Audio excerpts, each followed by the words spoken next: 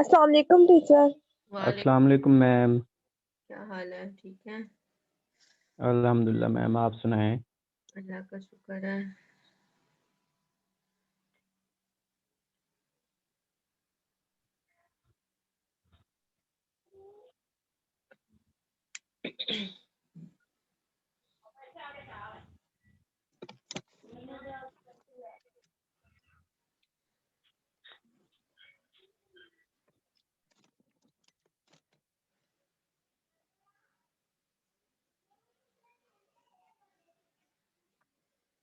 पहुंच गए अस्सलाम हैं। वालेकुम मैम। वालेकुम अस्सलाम जी, क्या हाल है? ठीक हो?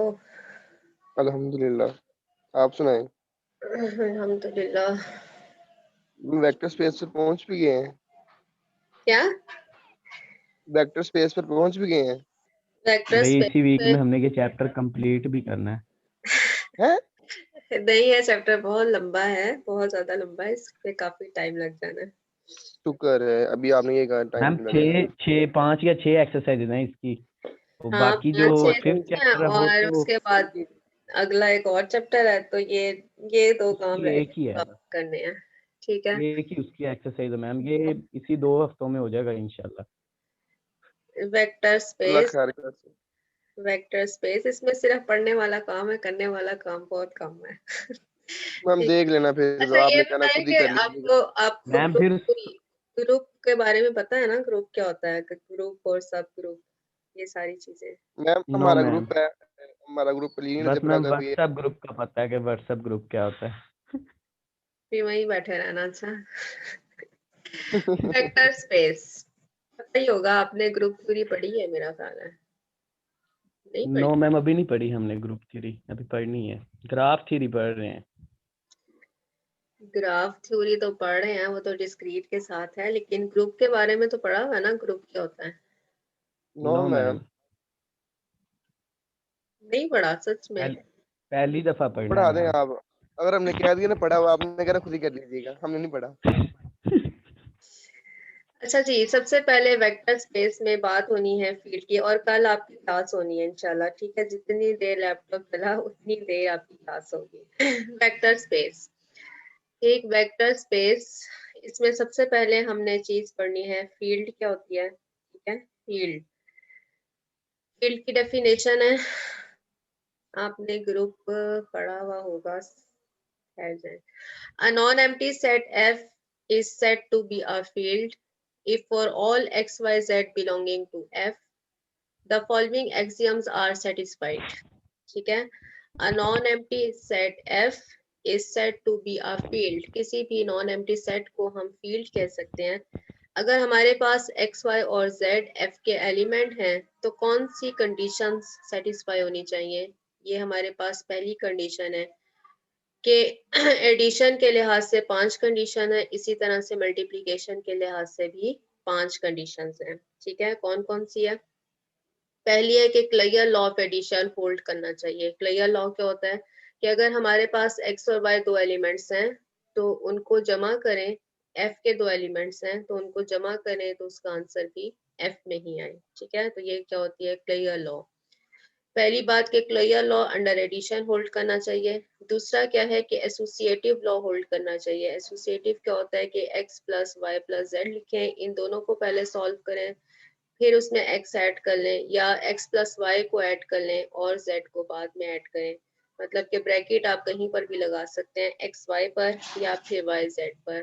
तो ये क्या होता है? Associative law. ठीक है, पहली प्रॉपर्टी हुई क्लियर लॉ की, दूसरी प्रॉपर्टी हुई एसोसिएटिव की। एडिशन की अभी हम बात कर रहे हैं। एडिटिव आइडेंटिटी क्या होती है? आप जानते हैं कि जीरो एडिटिव आइडेंटिटी होती है। ठीक है, जीरो को आप किसी भी नंबर में जमा करते हैं तो उसके उस नंबर पर कोई फर्क नहीं पड़ता, आंसर पर कोई फर्क नहीं पड़ता। There exist zero belonging to F such that x plus zero, zero plus x x के बराबर होगा। Therefore zero is the additive identity.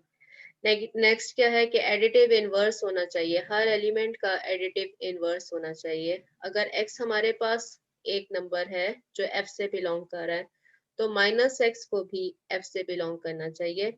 Such that अगर आप x को माइनस x में ऐड करते हैं तो आपके पास आंसर में एडिटिव आइडेंटिटी आ जाए। ठीक है, तो ये वाला पहला लॉ हमारे पास क्लेयर लॉ कहलाता है। दूसरा हमारे पास एसोसिएटिव लॉ है। एसोसिएटिव लॉ, तीसरा जो है वो एडिटिव आइडेंटिटी है। थर्ड है आइडेंटिटी है। Additive inverse. ठीक है, और लास्ट में क्या है, कम्यूटेटिव लॉ। कम्यूटेटिव लॉ क्या होता है कि x प्लस वाई लिखें या y प्लस एक्स लिखें, दोनों आंसर सेम होते हैं, ये क्या है, कम्यूटेटिव लॉ। तो ये 5 प्रॉपर्टीज हैं एडिशन के लिहाज से। सेट F में ये 5 प्रॉपर्टीज होल्ड करनी चाहिए एडिशन की। ठीक है, clear, associative, additive identity, additive inverse और कम्यूटेटिव। ठीक, ये जो पहली 4 हैं, पहली 4 कौन सी हैं, क्लियर लॉ, एसोसिएटिव है, आइडेंटिटी है और इनवर्स है। ये पहली 4 प्रॉपर्टीज अगर किसी सेट के अंदर होल्ड करती हैं तो ग्रुप बन जाता है। ठीक है, अगर पहली 4 प्रॉपर्टीज किसी सेट के अंदर होल्ड करें तो ऐसा सेट ग्रुप बन जाता है। ठीक है, और अगर पांचवी भी आ जाए तो ऐसा जो सेट होगा वो अबेलियन ग्रुप बन जाएगा। ठीक है, पहली 4 के साथ ग्रुप बनता है, और अगर पांचवी प्रॉपर्टी भी उसके अंदर होल्ड करे कम्यूटेटिव, तो इसको हम नाम देते हैं अबेलियन ग्रुप का। ठीक है, तो F की पहली इन पांचों को हम इकट्ठी करके लिख सकते हैं कि सेट F में फील्ड बनाने के लिए हमारे पास क्या होना चाहिए कि एक ग्रुप होना चाहिए अबेलियन अंडर एडिशन। ठीक है, अबेलियन ग्रुप कौन सा, अंडर एडिशन। इसी तरह से क्या होना चाहिए, अबेलियन ग्रुप होना चाहिए अंडर मल्टीप्लिकेशन। ठीक है, तो उसके लिए हमारे पास क्या क्या होना चाहिए, यहाँ से 6 से आगे चलते हैं।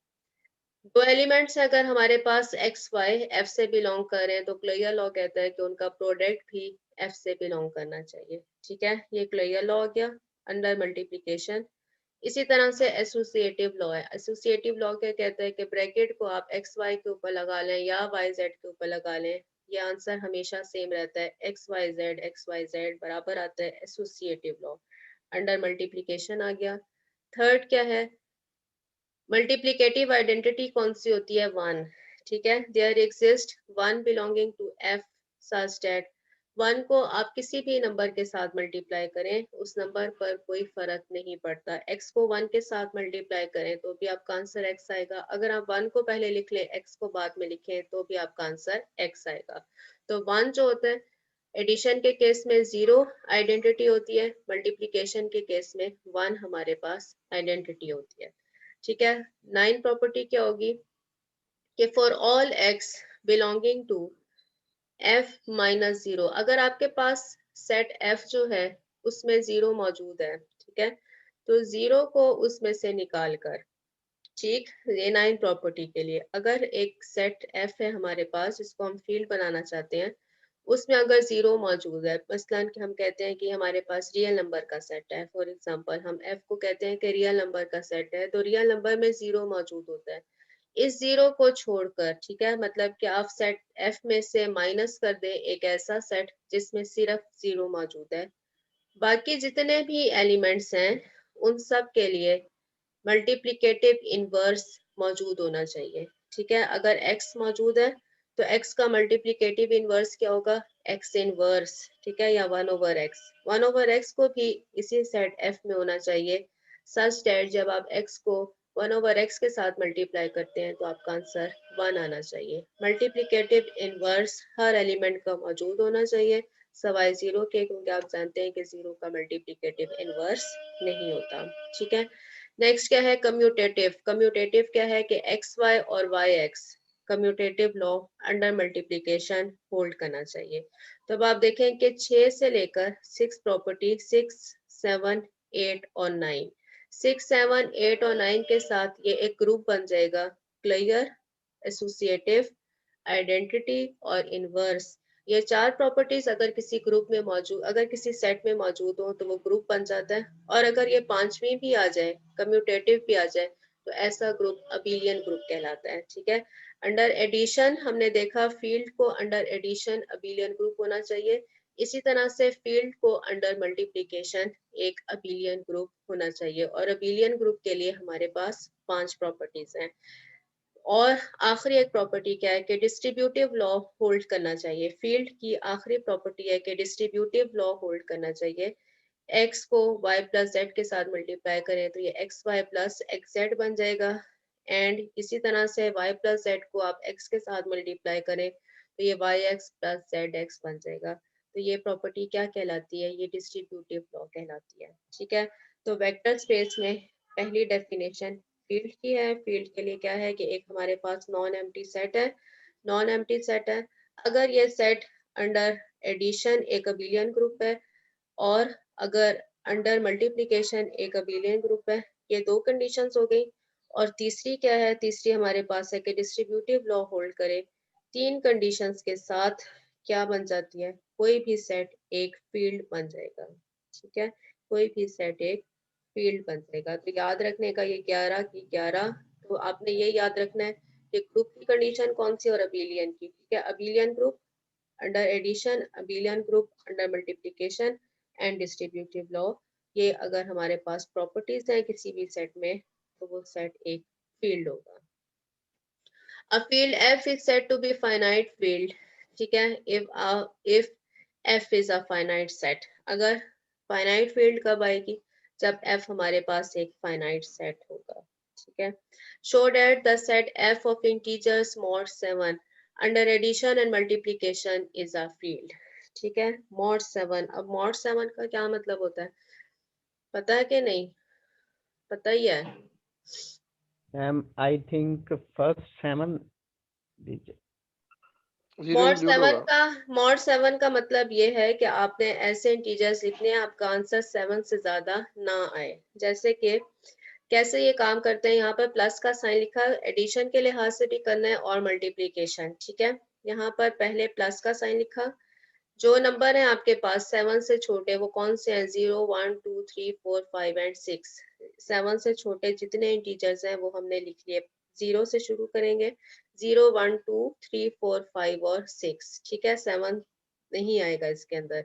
इसी तरह से यहाँ पर भी वही वाले इंटीजर्स हमने इसके ऊपर लिख लिए। अब इनको जमा करें। ठीक है, जमा कैसे करते हैं? जमा करने का आपको भी आता होगा, इधर 0 और इधर 0, 0 प्लस 0 0। ठीक है, यहाँ से 0 लिया, यहाँ से 1 लिया, 0 प्लस 1 1।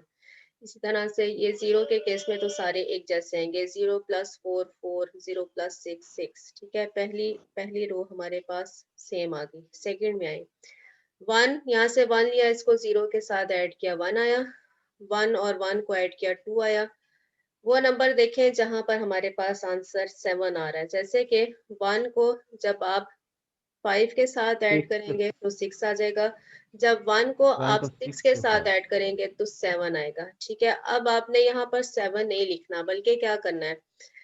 7, ठीक है, जितना रिमाइंडर आता है, मतलब रिमाइंडर अगर आपको याद हो कि आपने 6 और 7, 1 और 6 को ऐड किया तो 7 आया। ठीक है, तो 7 को अब आपने क्या करना है? दो पर 7 करना पर है। डिवाइड किया, बल्कि 7 में से 7 7 माइनस करें। 7 में से माइनस किया 7। ठीक है, जो आपका आंसर आया है मॉड 7 है तो 7 ऊपर लिखा, जो आंसर आया उसको माइनस किया। ये कितना आया? 0। ठीक है, एक और नंबर लिखते हैं। 2 में अगर हमने 5 ऐड किया तो 7 आया, और अगर 2 में हमने 6 को ऐड किया तो 8 आया। ठीक है, तो अब आपने 8 में से माइनस करना है 7। मॉड 7 का चूंकि काम कर रहे हैं, जो आपका आंसर आया उसमें से 7 को माइनस किया तो बाकी जो टर्म बची 1, वो यहाँ 1 आंसर पर आएगा। ठीक है, इसी तरह अगर आप 3 और 6 को जमा करते हैं तो 9 आता है।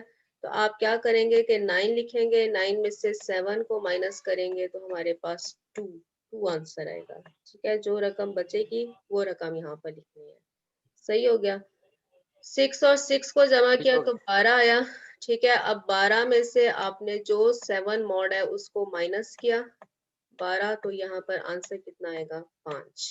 ठीक है, 6 में जब आपने 6 को ऐड किया तो आपके पास आंसर आएगा 5। ठीक है, इनके ऊपर जो नंबर्स के ऊपर बार्स लगी हुई है वो इसीलिए लिखी हुई है कि जब भी आपने मॉड का काम करना होता है तो ये सारे जो होते हैं ये रिमाइंडर्स होते हैं, मतलब कि उस नंबर को हमने माइनस करना होता है उसमें से जिसका आप मॉड लिखते हैं। ठीक है, तो ये इस तरह से हमारे पास, अगर एडिशन का काम कर रहे हैं तो माइनस होगा, अगर मल्टीप्लिकेशन का काम कर रहे हैं तो फिर हम उसको देखते हैं क्या करते हैं। यहाँ पे आप मल्टीप्लिकेशन का साइन लगाया मैम जी। मैम जो मतलब जो भी होंगे उनको 7 से ही करना है, जो ऊपर मॉड गिवन आपको, होगा। जो मॉड गिवन होगा, जितना मॉड गिवन है, जैसे अगर यहाँ पे मॉड 8 गिवन हो तो जो आपका आंसर आएगा उसको आप 8 में से माइनस कर देंगे। Okay ma'am. ठीक है, जितना मॉड गिवन है, इस वक्त मॉड 7 है। ठीक, पहली बात के मॉड 7 है तो 0 से शुरू करना है और 6 पर खत्म कर देना है। ये वे है इसको लिखने का, 0 से शुरू करके 6 के ऊपर खत्म कर दिया। इसी तरह से मल्टीप्लिकेशन करनी है, 0 से लिखा, शुरू किया और 6 के ऊपर खत्म कर दिया। यहाँ पर भी वही नंबर लिखे, इनको मल्टीप्लाई करना है। मल्टीप्लाई करें, पहली तो पूरी 0 हो जाएगी क्योंकि 0 के साथ मल्टीप्लाई कर रहे हैं, फिर 1 के साथ, तो वही आंसर आएगा जो ऊपर लिखा हुआ है। जब आप 2 के साथ मल्टीप्लाई करते हैं तो यहाँ पर हम कोई आंसर चेक करते हैं। ठीक है, 2 1 1 2, ठीक है, 2 2 को किया 4, 7 से छोटा है, इससे डायरेक्ट आ जाएगा। 2 को 3 से मल्टीप्लाई किया 6, 7 से छोटा है। जब आपने 2 को 4 के साथ मल्टीप्लाई किया तो 8 आया। ठीक है, अब 8 है, 8 हमारा आंसर नहीं आना चाहिए, मॉड 7 का हम काम कर रहे हैं, इसका मैक्सिमम आंसर जो आ सकता था वो 6 आ सकता था। ठीक है, 7 उसके अंदर भी नहीं आना। तो जब आपके पास आंसर 8 आया तो अब आप क्या करेंगे, 8 में से माइनस करेंगे 1 7। ठीक है, 8 में से माइनस करेंगे 7 तो आपके पास आंसर कितना आ जाएगा, 1। इसी तरह से जब आप देख रहे हैं कि 2 मैम जो और एडिशन 5 में माइनस 10 10 है, 10 में से हम माइनस करेंगे 7 तो हमारे पास 3 आंसर आएगा। ठीक है, 2 को जब हमने 6 के साथ मल्टीप्लाई किया 12 आया, 12 में से माइनस करेंगे हम कितना, 7, तो हमारे पास 5 आ जाएगा। ठीक है, लेकिन अभी आगे और चलें। जब हमारे पास आ रहा है 5 को हम मल्टीप्लाई करते हैं किसके साथ, 4 के साथ। ठीक है, 5 को मल्टीप्लाई करेंगे हम किसके साथ, 4 के साथ, तो 20 आंसर आ रहा है। तो 20 को अब आपने कैसे लिखना होगा, ये याद रखें कि 20 है, 20 में से हमने 7 माइनस किया एक दफा तो हमारे पास आया 13। अभी भी ये नंबर बड़ा है, दोबारा 7 माइनस करेंगे तो हमारे पास कितना आंसर आएगा, 6। ठीक है, 13 में से 6 आता है, 6 ही आता है। ठीक है, 13 में यस से मैम। 7 माइनस करें। अगर नंबर बड़े हो जाते हैं तो आपको उस वक्त तक माइनस करना होगा जब तक कि ये नंबर 6 या 6 से छोटा ना हो जाए। ठीक है, 7 इसी से तरह से यस जैसे, मैम, रिमाइंडर लेना आता है हमें मैम। हाँ जी, 6 को 6 के साथ मल्टीप्लाई किया पैसे नहीं को 36, यार। उसको आप माइनस करते जाएंगे उस वक्त तक जब तक कि आपका आंसर जो है वो 6 या फिर 6 से छोटा नहीं आ जाता। अच्छा जी, ये एडिशन का काम हुआ, ये मल्टीप्लिकेशन का काम हुआ। हमने बताना है कि ये एक फील्ड बनती है, तो फील्ड मैम कैसे बनती है कि ये जो हमारे, मैम एडिशन और मल्टीप्लिकेशन में दोनों। ये सवाल ही ऐसा है ना कि show that the set f of integers mod 7 under addition and multiplication is a field. ठीक है, तो एक ही काम हमने किया, एक दफा एडिशन और एक दफा मल्टीप्लिकेशन। ठीक है, दोनों काम किए क्योंकि सवाल की रिक्वायरमेंट है। यहाँ पर ये वाला जो फर्स्ट काम किया, इसमें देखें क्लियर प्रॉपर्टी होल्ड कर रही है क्योंकि 2 को आप जमा करें तो आपका आंसर इसी सेट में से आ रहा है। ठीक है, किसी भी 2 नंबर्स को आपने जमा किया तो आंसर इसी सेट में से आ रहा है, क्लियर प्रॉपर्टी है। उसके बाद दूसरी प्रॉपर्टी कौन सी है, एसोसिएटिव। एसोसिएटिव तो लाजमी एग्जिस्ट कर ही रही होती है कि आप x plus y plus z bracket को कहीं पर भी लगा दें आपका आंसर सेम आएगा। ठीक है, क्या आइडेंटिटी एलिमेंट है, एडिशन का आइडेंटिटी एलिमेंट 0 मौजूद है। जी ठीक है, मैम। तो आपका आंसर आ रहा है। ठीक, इसके बाद क्या है, क्या एडिटिव इनवर्स है, no ma'am. No. No no no. हर एलिमेंट का एडिटिव इनवर्स है, नहीं है, किसी का भी नहीं है। No ma'am. है, मैं आपको बताती हूँ किसका? कैसे चेक करना है। आपने देखें कि 3 को किसी 3 को हम जैसे देख रहे हैं, 3 का कहाँ पर आंसर 0 आ रहा है, यहाँ पर 0 आ रहा है। ठीक है, इसका मतलब है कि 3 को जब आपने 4 के साथ जमा किया तो आंसर कितना आ रहा है, 0। ठीक है, तो एडिटिव इनवर्स क्या कर रहा होता है, एडिटिव इनवर्स यही कर रहा होता है कि अगर आप उन दो नंबर्स को जमा करें तो आपका आंसर 0 आ रहा हो। ठीक है, तो एडिटिव सारों का इनवर्स है मैम। 3 का एडिटिव इनवर्स कौन सा है? 4। हर दफा जरूरी नहीं है कि अगर आप x लिख रहे हैं तो -x मौजूद हो, तो आप इन्हें जमा करें तो आंसर 0 आए। ऐसा हर केस में जरूरी नहीं होता। ठीक है, ओके मैम। इस केस में आपने देखना है कि 0 कहाँ पर आ रहा है, तो 3 का एडिटिव इनवर्स कौन सा नंबर बनेगा? 4। इसी तरह से 4 यहाँ पर देखते हैं 6 का एडिटिव इनवर्स कौन सा 1 नंबर बन रहा है? 1। ठीक है, 6 1 का एडिटिव इनवर्स 1 बन रहा है। जब 6 को आपने 1 के साथ ऐड किया तो आंसर 0 आया। और कम्यूटेटिव लॉ तो वैसे ही होल्ड कर जाएगा, 1 + 0 लिखें या 0 + 1 लिखें। तो ये जो पहला है ये एडिशन के लिहाज से अबेलियन ग्रुप बन गया। इसी तरह से मल्टीप्लिकेशन के लिहाज से इसको अबेलियन ग्रुप होना चाहिए, लेकिन मल्टीप्लिकेशन में आपने इस 0 को यहाँ से हटा देना है। आपने इस सेट को चेक करना है, एफ में से माइनस कर देना है कौन सा सेट जिसमें 0 हो। ठीक है, मतलब कि 0 वाले को छोड़कर बाकी सबको देखें। बाकी हमारे पास क्या होना चाहिए? क्लियर लॉ एग्जिस्ट कर रहा है, आंसर आपके इसी सेट में से आ रहे हैं जो गिवन है। नेक्स्ट क्या है कि associative law under multiplication hold कर जाएगा। एडिटिव सॉरी मल्टीप्लिकेटिव आइडेंटिटी मौजूद है, 1 मौजूद है, 1 मल्टीप्लिकेटिव आइडेंटिटी है।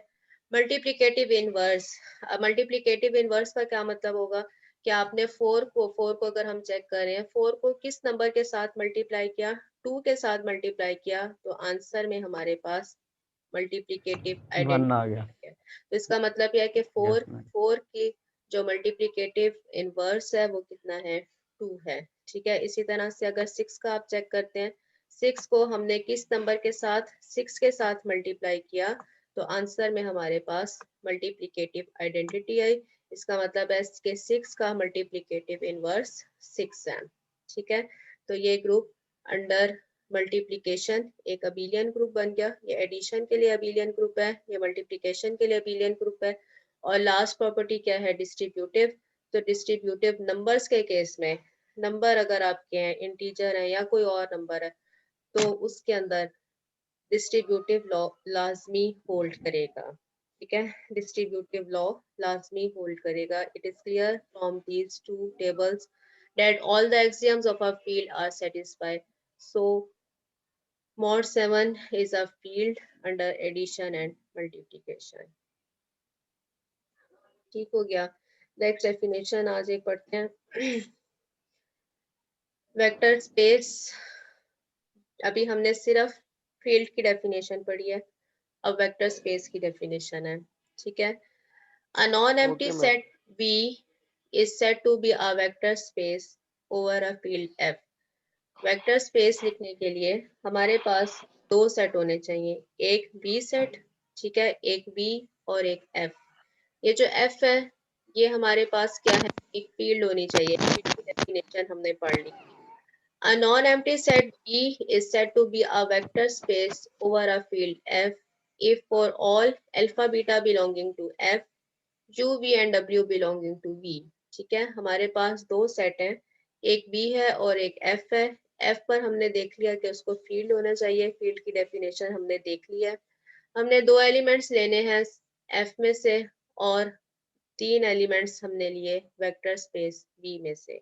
अब वेक्टर स्पेस के लिए क्या कंडीशन है? वेक्टर स्पेस की कंडीशन है कि V को अबेलियन ग्रुप होना चाहिए अंडर एडिशन। ठीक है, V is abelian group under addition. ठीक है, V की क्या कंडीशन होगी? क्लियर लॉ होल्ड करें, कोई से दो एलिमेंट्स हैं U और V, वेक्टर स्पेस के V के कोई से दो एलिमेंट्स हैं, तो उनको अगर आप जमा करें तो भी उनका आंसर V में से आना चाहिए।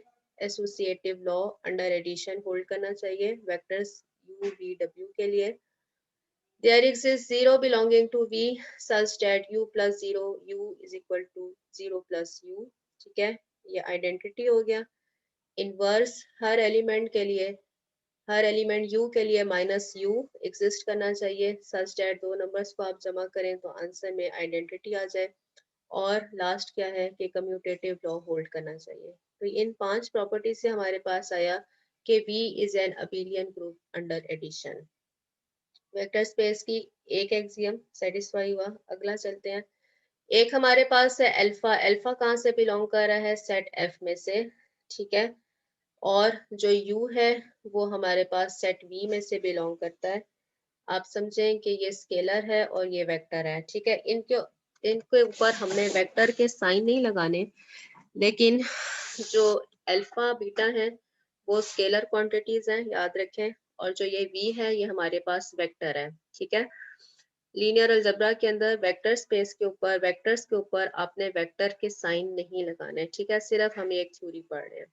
स्केलर है अल्फा। अल्फा को, स्केलर को जब आप किसी वेक्टर के साथ मल्टीप्लाई करते हैं तो आंसर में एक वेक्टर आता है, ठीक है। ये बात हम जानते हैं कि किसी भी स्केलर को किसी वेक्टर के साथ मल्टीप्लाई करें तो आंसर में हमारे पास एक वेक्टर आएगा, ठीक है। तो अल्फा स्केलर था, उसको हमने वेक्टर के साथ मल्टीप्लाई किया तो ये एक वेक्टर बन जाएगा अल्फा यू। इसको कहाँ से बिलोंग करना चाहिए? वी से, क्योंकि वी में सारे वेक्टर्स हैं और जो एफ है उसमें सारे हमारे पास स्केलर्स हैं। एक ये प्रॉपर्टी हुई, किसी भी वेक्टर को स्केलर के साथ मल्टीप्लाई किया तो आंसर हमारे पास वेक्टर आएगा। नेक्स्ट है कि अल्फा बीटा यू बराबर होगा अल्फा बीटा यू। ये प्रॉपर्टी आमतौर पर होल्ड कर रही होती है। ये हमारे पास क्या है कि दो स्केलर्स हैं और एक वेक्टर है, ठीक है। अब जो स्केलर हैं उनके ऊपर आप एसोसिएटिव लॉ लगा दें या ना लगाएं, उससे फर्क नहीं पड़ता। अल्फा बीटा यू ये एक वेक्टर है, इसी तरह से अल्फा बीटा और यू ये हमारे पास दोनों आंसर सेम होंगे। 1 इंटू यू यू के बराबर होगा, ठीक है। 1 इंटू यू, अगेन 1 एक स्केलर क्वांटिटी है, इसको किसी वेक्टर के साथ मल्टीप्लाई करें, आपका आंसर सेम रहना चाहिए। नेक्स्ट डिस्ट्रीब्यूटिव लॉ है alpha u plus v, alpha u plus alpha v के बराबर होगा। और अगर आप दो स्केलर, यहाँ पर दो वेक्टर लिए हैं, यहाँ पर दो स्केलर ले लें, अल्फा प्लस बीटा को यू के साथ मल्टीप्लाई करें तो alpha u plus beta you. अगर ये 10 प्रॉपर्टीज होल्ड करती हैं, 10 प्रॉपर्टी को आप इस तरह से लिख सकते हैं कि पहली 5 को कंबाइन करके हम एक प्रॉपर्टी का नाम दे दें कि अबेलियन ग्रुप अंडर एडिशन है, ठीक है। ये 5 प्रॉपर्टीज और अगली ये वाली 5 अगर होल्ड करें वेक्टर में, किसी भी सेट V में, तो ये हमारे पास क्या बन जाता है? वेक्टर स्पेस बन जाती है, ठीक है। अब जो हमने काम करना है वो यही कि वेक्टर स्पेस प्रूव करना है। The elements of the field F are called the scalars and elements of the vector space V are called the vectors. Next है कि अगर हमारे पास फील्ड जो है वो रियल है, रियल नंबर का सेट है, तो ये रियल वेक्टर स्पेस कहलाएगा। अगर जो फील्ड F है वो हम कॉम्प्लेक्स नंबर ले लेते हैं तो फिर हमारे पास वेक्टर स्पेस क्या कहलाएगा? कॉम्प्लेक्स वेक्टर स्पेस, ठीक। नेक्स्ट चलते हैं।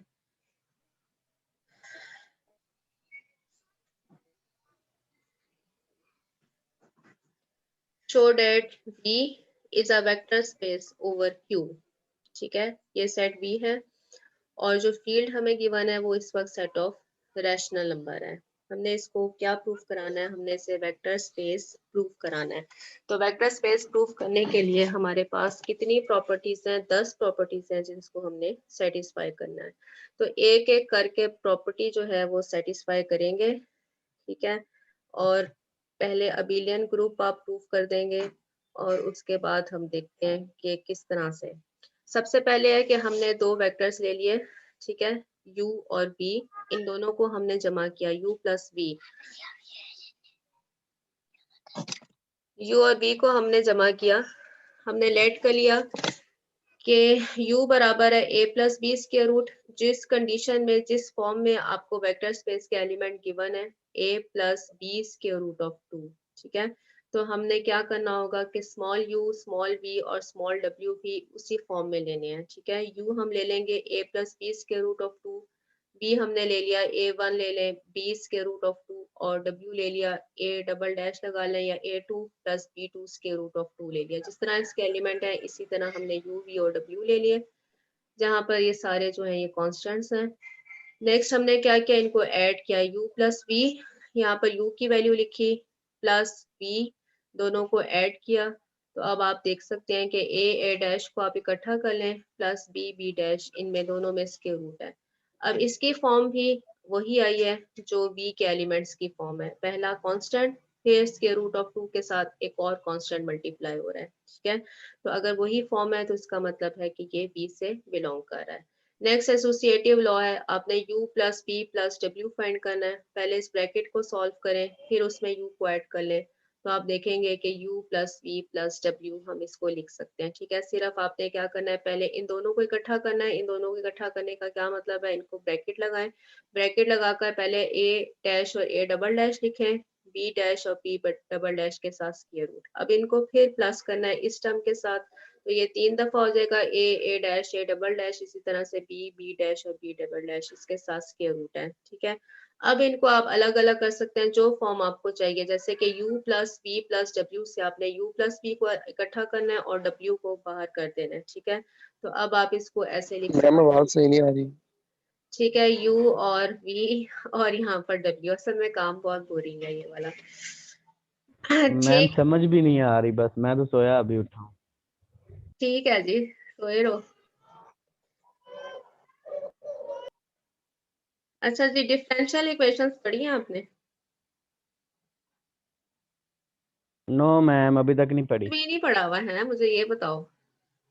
जो बात मैम अभी तक हमने डिफरेंशियल इक्वेशन पढ़ी ही नहीं है। वो बुक आगे आनी है, आगे हमने पढ़ना है फोर्थ जो सेमेस्टर बात में। पूछो वो हमने ये काम अभी तक नहीं किया हुआ।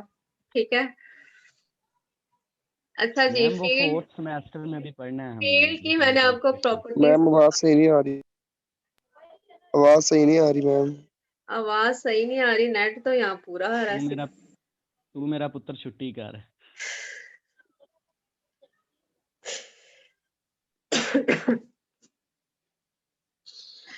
अच्छा जी, वेक्टर स्पेस की मैंने आपको प्रॉपर्टीज बता दी है, आपने इनको प्रॉपर्टीज को पढ़ना है। ठीक है, और ये एग्जांपल जो जी है मैम। सॉल्व करनी है। लेकिन यहाँ पर एक बात मैं आपको बता दूं, ये डिफरेंशियल इक्वेशन की एग्जांपल है।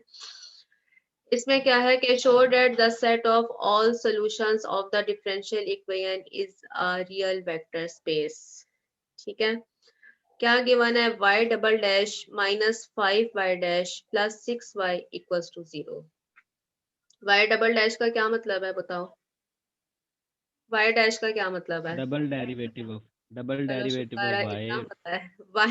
y का फर्स्ट डेरिवेटिव और y का सेकंड डेरिवेटिव। ठीक है, ये दो चीजें हैं। अब जब आप ये भी जानते थे कि हम इनको d कैपिटल D की फॉर्म में लिख सकते हैं, तो डिफरेंशियल इक्वेशन को सॉल्व करने का थोड़ा सा मेथड मैं आपको बता दूं कि y डबल डैश की जगह आप d का स्क्वायर लिखेंगे। ठीक है, minus yes ma'am. 5 y dash की जगह आप d लिखेंगे, क्योंकि ये डेरिवेटिव है ना, इसको आप d के साथ शो कर सकते हैं, प्लस y, राइट मैम। और यहाँ पर y आ जाएगा क्योंकि y का ही आपने डबल डेरिवेटिव लिया हुआ है, यहाँ पर y का सिंगल डेरिवेटिव है, यहाँ पर y इटसेल्फ मल्टीप्लाई हो रहा है। तो इन सब में से हमने y को बाहर कर लिया, मतलब कॉमन ले लिया। यहाँ पर d square minus 5d plus 6 equals to 0। अब y जो है वो 0 के बराबर नहीं हो सकता। ठीक है, अगर इधर आपने y को 0 के बराबर कर दिया तो ये पूरी क्रिया नहीं 0 हो जाएगी। y 0 के बराबर नहीं है, तो क्या टर्म 0 के बराबर होगी, d square minus 5d plus 6 0 के बराबर होगा। इसके ये क्वाड्रेटिक इक्वेशन है, इसके फैक्टर बना लिए d माइनस 2 और d माइनस 3। यहाँ से d की एक वैल्यू आती है 2 और यहाँ से d की एक वैल्यू आती है 3। ठीक है, अब डिफरेंशियल इक्वेशन करते हुए तो आप इसको देखेंगे कि आपने ये आंसर कैसे लिखने हैं। लेकिन यहाँ पर मैं आपको बता रहा हूँ कि यहाँ पर डायरेक्ट आंसर लिखने का मेथड क्या है। लिखने का मेथड ये है कि ये जो आपके दो आंसर आए हैं 2 और 3, अब आपने लिखना है कि इसका आंसर क्या आया है, मतलब कि y की वैल्यू हमारे पास कितनी आई है। y की मैम वैल्यू समझ नहीं आई। पास आएगी, क्या नहीं समझ आया ये मैम जी? ये चीज तो समझ ना मैम कैसे अगर यहाँ कैसे। पे हम y डबल डैश की जगह हम d स्क्वायर लिखेंगे तो यहाँ से y कॉमन कैसे आ रहा है? ये देखें ना, इसका मतलब क्या है, इसका मतलब है कि आपने d स्क्वायर y लिखा है, y का ही हम डेरिवेटिव लिख रहे हैं, माइनस 5d, ठीक है, वाई माइनस 5dy प्लस और 6y। Plus 6y। Yes ma'am, अभी इसमें से ओके y मैम। ये कॉमन आएगा। कॉमन लेने का मतलब ये नहीं है कि अगर 4 कॉमन आ रहा है तो हम 4 को कॉमन ले लें, y अगर 4 के बराबर है तो 4। इस वक्त हम इसको इस तरह से लिखते हैं कि ये d स्क्वायर है, ठीक है, माइनस 5d है, जिस तरह कांस्टेंट कॉमन लेते हैं ये वैसे कॉमन नहीं है, +6। ठीक, इस सब के साथ y लिखा। y का यहाँ पर मतलब ये है कि आप इस y को अगर अंदर करें तो इसका मतलब है कि y का डबल डेरिवेटिव। ठीक है, y अगर अंदर चला जाता है तो y का डबल यस डेरिवेटिव। मैम। ये सिर्फ तो एक मैम डी कहाँ से आया? तो डी कहाँ से आया है? डी ये देखे ना, ये y डबल डैश है। y डबल डैश का क्या मतलब है कि आपने इसका 2 दफा डेरिवेटिव 2 बार लिखा है y का। ठीक, डेरिवेटिव। तो डेरिवेटिव लिखने का एक तो जी ये मेथड होता है ना कि dy ओवर dx लिखें आप। ठीक है ना, इस तरह से लिख रहे होते हैं ना जी आप यस मैम, मैम। और dx एक या ये कैपिटल लिखते हैं डी 2 भी बार। होता है। एक तो ये मेथड है और एक है कि आप इसको कैपिटल डी लिख दें। ठीक है, जितने डेरिवेटिव है उतनी डी की पावर डी स्क्वायर वाई। ठीक, क्योंकि यहाँ पर वेरिएबल x नहीं है, यस मैम। इंडिपेंडेंट वेरिएबल और डिपेंडेंट वेरिएबल का कोई कॉन्सेप्ट नहीं है। सिर्फ आपने क्या लिखना है कि d square y, double derivative के लिए सिंगल के लिए डी, और अगर y कोई भी नहीं है तो फिर वहां पर d नहीं आएगा। ठीक है, यहाँ से हमारे पास y 0 के बराबर नहीं होगा। ये जस्ट d जो है ये ऑपरेटर है। डेरिवेटिव जब आप ले रहे होते हैं तो d ओवर dx एक ऑपरेटर हो रहा होता है, उसने किसी चीज पर ऑपरेट होना होता है, तो वो इस वक्त y पर ऑपरेट हो रहा है। ठीक है, y 0 के बराबर नहीं हो सकता। हम क्या करेंगे कि d square minus 5d plus 6 को 0 के बराबर करेंगे। यहाँ से d की 2 वैल्यूज आ रही है, क्वाड्रेटिक इक्वेशन बन गई। अब यहाँ से d is equal to 2 and d is equal to 3, हमारे पास 2 वैल्यूज आ गई हैं। पीछे हो जाओ, पीछे हो जाओ। ठीक है, इसको लिखने का मेथड क्या है? इसको लिखने का मेथड है कि आपके पास 2 सोल्यूशन है तो आपने 2 ही कांस्टेंट लिखने हैं। y के साथ एक दफा a लिखें, y के साथ प्लस एक दफा b लिखें। अब जो हमारे पास सोल्यूशन आए हैं वो आपने e की पावर में लिखने हैं। e की पावर कौन सी? 2x। ठीक है, और यहाँ से अगेन e की पावर कितनी? 3x। एक दफा वैल्यू 2 आई है और एक दफा 3 आई है, तो आपने इस आंसर को एक्सपोनेंशियल की फॉर्म में लिखना है, e की पावर 2x एंड e की पावर 3x। ठीक है, यस मैम, ये ये तो मैम सिर्फ, बनानी आती थी। तो यही तो मैं पूछ रही थी। इतनी चीज आपने याद रखनी है कि मैम हमारे ये कैसे बनाई है? हमारे सोल्यूशन जो हैं वो कैसे आएंगे। ठीक है, ये देखें ना, ये एक दफा 2 आंसर आया और एक दफा 3 आंसर आया। जितने आंसर आए हैं उतने ही आपने वो तो आ गया। उतने ही टर्म्स लिखने हैं, एक ए और एक दफा बी, उनके साथ कांस्टेंट भी लिखने हैं। अब हमारे पास जो आंसर आया उसको एक्सपोनेंशियल की फॉर्म में लिखना है। ठीक है, बाकी मैम अगर 4 आंसर आ जाए 4 आंसर आ जाए तो सी और फिर प्लस डी, लेकिन क्वाड्रेटिक के 4 और आंसर, ई की पावर, फिर जो जो उनकी पावर्स जो बनी जो होंगी जो उसको जो इनके आंसर आए एक्सपोनेंशियल की होंगे वो पावर। ई की पावर में लिखते जाएंगे। ओके ठीक है, मैम। इस चीज को अब आपने वेक्टर स्पेस प्रूव कराना है। वेक्टर स्पेस प्रूव करने का क्या मतलब है कि अबेलियन ग्रुप अंडर एडिशन और जो बाकी 5 प्रॉपर्टीज हैं वो प्रॉपर्टीज। ठीक है, इनको एक दफा पढ़ लेना है, इसमें कोई इतनी इम्पोर्टेंट बात नहीं है, प्रॉपर्टीज को प्रूव करना है।